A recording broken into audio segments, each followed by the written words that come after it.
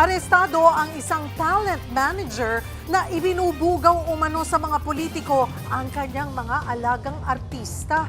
Live mula sa NBI, nasa frontline ng balitang yan, si Gio Robles. Gio, paano yan nabisto ng mga otoridad? Cheryl, arestado ang isang talent manager na binubugaw umano ang mga alagang celebrity sa mga politiko.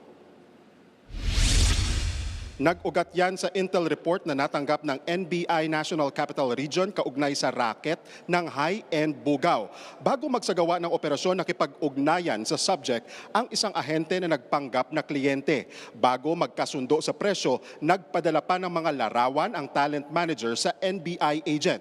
Iba't iba ang presyo o talent fee ng mga celebrity na binubugaw ng talent manager. 25,000 pesos para sa tinatawag na PR rate. Ito yung kasama lang sa gala o trophy girlfriend kumari. 100,000 pesos naman kung may pagtatalik na aabot sa 4 na oras.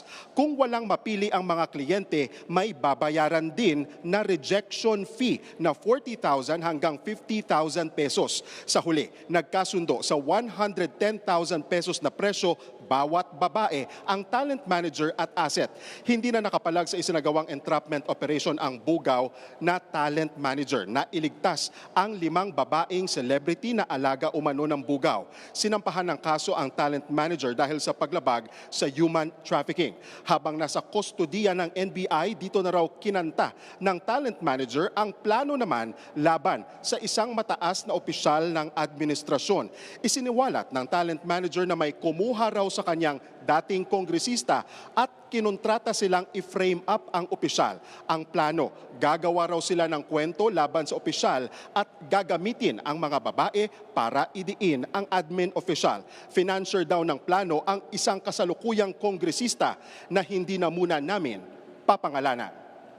Sa ngayon, hinihintay pa nating maglabas ng pahayag si NBI Director Melvin Matibag kung ano ang gagawin nila sa kasong ito at kung ipapatawag ang mga opisyal na umano'y nasasangkot sa kasong ito ng talent manager. Balik sa iyo, Cheryl. Maraming salamat, Gio Robles. Mga kapatid, Cheryl Hosing po. Maging maalam at may pakialam sa mga napapanahong issue at headlines. Mag-follow at mag-subscribe na sa social media pages ng News 5.